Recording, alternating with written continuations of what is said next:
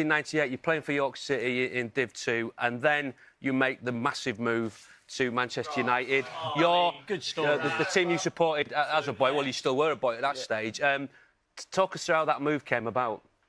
Well, they'd been watching me for a few months. The youth team manager at the time, Derek Bell, told me that the United scouts had watched me in a reserve game. I'd scored 4 goals. We'd won 4-0. I used to be a striker back in the day. He told me that earlier. How are you striking in the red place? I know. Well, Player, I could finish, but until I got a little bit older and I couldn't score. But yeah, and I played a first team game against Fulham actually, and I had an absolute terrible game. And Alan Little pulled me in after the game, thought I was going to get a rollicking, and he said, Alex Ferguson's been on the phone, he wants you to go on trial next week. Are you interested? I thought he was having a laugh, and anyway, ended up to be true. Went for a 4-day trial, training with like Giggsy, Becks, people like that, Schoolsy. It was. How old was you? Just before I turned 19. What was that like? You being a United fan, that's like you've skipped almost everything, gone right to the top there, and then almost going on the same training pitch as Scholesy's Kings of the world. What was that like? Picture. It's the best one we could find, mate, if I'm honest. Is that you? Yeah, it's terrible. It was surreal because, obviously, you watch Holland players on TV, week in, week out, and to training with them is crazy. And I just remember thinking, a 4-day trial, just go and enjoy it. And a few weeks later, they paid $500,000 for me, so it was a dream come true, really. So was that a trial basis you went? Yeah, so they'd been watching me for about a year, playing for the reserves and playing a few games for the first team, and then they asked me to go on trial for 4 days. And after the 4 days, Alex Ferguson was pleased and ended up signing me a couple of weeks later. The step up, outright. How did you find it training with them? What was you like in At first, to be honest, Jimmy, you know what it's like, at first I thought there's no chance I'm going to be able to make it either because everything was so much quicker, when the players, the first touch, and I thought, I'm going to be struggling here. But the more you get used to it, the more you settle into your environment, it got easier and easier. And then, I felt like, I could do really well there. And, then 3 years later I realised I probably wasn't good enough. I had to move on.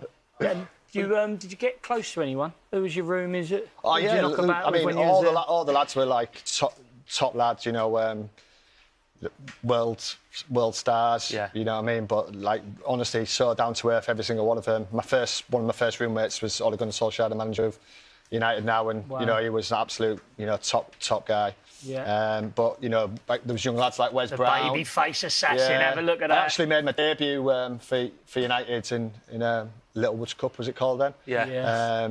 With Ole Gunnar Solskjaer, I played it front, set a goal up, and got a man at match on my debut. So it was crazy. Yeah. And your first full season was the treble-winning season in 1999, and that incredible night at the Nou Camp. What was it like being involved in that? Scary. Yeah. I always remember it was out of me and another lad, John Curtis. Do you remember John Curtis? Yeah. To be on the bench, and I think we were both obviously thinking it's going to be one of us, and both a bit nervous. And when we got to the Nou Camp, my shirt was out there. I knew I was on the bench. I was absolutely buzzing. But then when I was on the bench on the actual game, and it was going through, I was like absolutely. Was there a point where you thought you might get on? Yeah, well, I think it was either 1-0 or 1-1 at the time. I think Nicky Butt got a little injury or something like that, and I thought, oh no, please don't put me on. I'm going to lose the Champions League for United. It's going to go messy. Yeah. But thank God, I think Teddy scored the winning, didn't he? Yeah. And then you made the decision.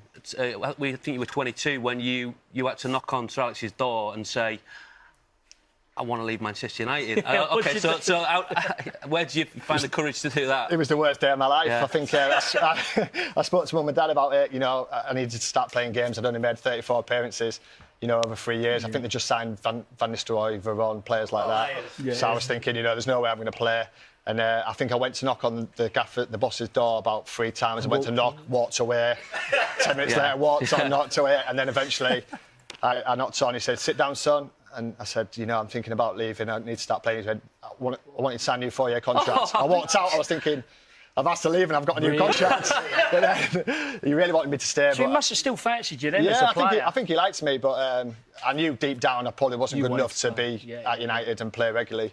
I needed to just go and start playing games. When you get to 22, you just want to play football. And I went back in, a couple of days later, and he was sound, and eventually followed Steve McLaren to Middlesbrough. I used to think you was left-footed, Yeah, I used to think you was left-footed, yeah. We'll see today. And you used to play a bit left wing, didn't you? But that's another story. Anyway, let's get on with the drill. Let's do this. Come on, Jono, are you ready to go? On my Ready. whistle. 3, 2, 1. What a bad start. You didn't see it was Tom slipping. is a bit slippery, a bit icy. Oh, yeah. Oh, nice. Don't wait for him, Jono. Oh, what a finish!